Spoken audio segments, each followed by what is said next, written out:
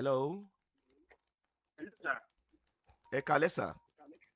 Ẹ káalẹ́. Ṣé single father ni yín sà? Bẹ́ẹ̀ni sà. Kí Ẹ lẹ sà fẹ́? ẹ jọ̀ọ́ mo máa fẹ́ ìmọ̀ràn yín sà. À ń gbọ́ yín sà dáadé. Okay sà. Ẹ jọ̀ọ́ mo ní marriage láti 2018.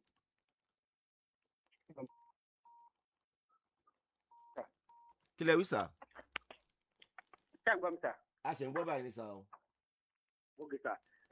Èmi àti gẹ́ẹ̀kan àjọ ní marriage láti 2018. So ó wá jẹ́ pé àti ìjọba ìmọ̀ fúnra wa. Ṣé ẹ gbọ́ mi sà? Mo ń gbọ́ yín bàbá mi. Okay sà. So ìṣòro tó wá ní ìsìn àwa ní kó lọ sílé a lè ṣe àwọn nǹkan kan tó ń disturb ẹ̀. So àwa inform parent ẹ̀ ọkàn wa take action láti ṣe kinní yẹn. So tó bá parent tọ̀dọ̀ mi wá gbé lọ sílé láti lọ ṣe. Ìgbà tó wò pé parent tiẹ̀ ti travel àwa gbé lọ bá parent ẹ̀ lé pé bóyá wọ́n á lè bá help ká láti ṣe kinní yẹn kó lára.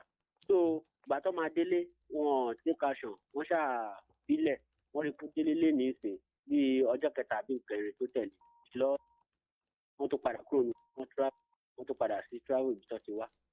Dáàdi mi ṣàwá ṣe àtìmọ́yìn wọ́n ṣàwá take action láti help ẹ̀ ní ọ̀nà táwọn mọ̀ tọ̀tọ̀ wọ́n wá padà sí ìgbà. Since àtìgbà yẹn náà kò tí sọ́nà àbáyọ. Wọ́n á wò pé okay lady kan tí mo wá ní okay mo fẹ́ fẹ́ sí mo wá fẹ́ fẹ́ gẹ̀ẹ́ misunderstanding wá ṣẹlẹ̀ ó wá lóyún ní mọ́mẹ́ǹtì yẹn. Ṣé ẹ gbọ́ mi sà? À ń gbọ́ yín. Ṣé ẹ gbọ́ mi sà? Bẹ́ẹ̀ni sà. So wá lóyún ní táìmù yẹn gẹ́ẹ̀ náà wá sọ pé ó ti òun ò lè fẹ́ sọ pé nípa ẹni tí mo lóyún wá ní òkè nǹkan tó ṣẹlẹ̀ ní. Ó lóun ò lè ṣe kí ni sà? Ó ní òun ò lè fẹ́ mi mọ́ pé nípa ẹni tí mo fẹ́ ní tí mo fún lóyún ìyẹn lomi ìgbà tí mo rí pé táìmù ti ń lọ tí ilé ò tètè lóyún. Ṣé èyí tó lóyún ló sọ pé òun ò fẹ́ yín mọ́ báyìí sà bí n tó wà nù ilé sà? Èyí tí mo fẹ́ mo ṣẹ̀ fẹ́ wed ìgbà tí mo rí pé eléyìí ti wait a lot yóò dẹ̀ tètè lóyún fún mi sà. Èyí tó wà nínú ilé ṣé inú sọ pé òun ò fẹ́ yín mọ́ ń sìn àbí èyí tó lóyún fún yín báyìí sà? Èyí tó lóyún fún mi báyìí. So ìgbà tó wá lọ sí. ẹ tí ì dá question mi kábíyèsí Ọlọ́run. Ṣé ẹ gbọ́ mi sà? Ṣé èyí tó wà nínú ilé ló sọ pé òun ò fẹ́ yín mọ́ àbí èyí tó ṣe é lóyún fún yín sà?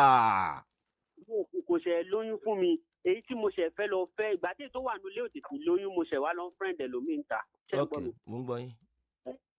So kódà màá lè fẹ́. So ìgbà tí inú ilé wa lóyún sí ilé wa sá lọ ìyẹn girlfriend wa sá lọ pé òun ò ṣe mọ́. Ṣé ẹ gbọ́ mi sà? Láti 2023 yẹn sìn up to date nsìn kò tí ì lóyún mi. So mo á wò pé mo ní ìdìmọ̀ràn yìí. Ẹni tí ẹ sọ nípa bóyá ìdí àbí pé kán lọ sí lára ẹ̀kẹ́ pẹ́rẹ́ǹtì ẹ̀ ò take action lé lórí. Ó kẹ̀sì wà nínú ilé ìsìn ìwà mọ ọdún mo lè ṣe bóyá kẹ fún mi mọ̀ràn sà. Ẹ ṣe kí ni èjì yín náà? 32 sà. Ẹ kì í ṣe ọmọdé náà ilé ìyẹ̀pọ̀ ọmọdé náà ṣe nìyí bẹ̀tẹ̀ kì í ṣe ọmọdé náà sà.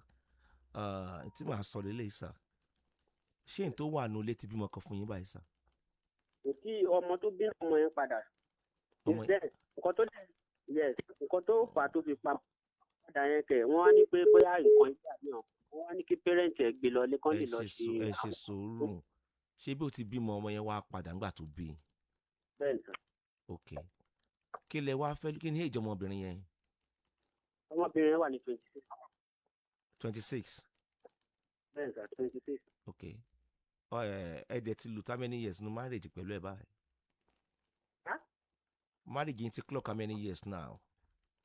Ó ti clock 8 to 9 years ní ti báyìí. Ṣé ọmọ bíi 17 years lẹ́fẹ́ ni? Bẹ́ẹ̀ ni sà. Ok lẹ́fẹ́ ẹ ti dọmọ ọlọ́mọ so god ẹ ti dọmọ ọlọ́mọ so god ọmọ 19 years ẹ ti dà so god wẹ́ ó dà bẹ́ẹ̀ ṣá.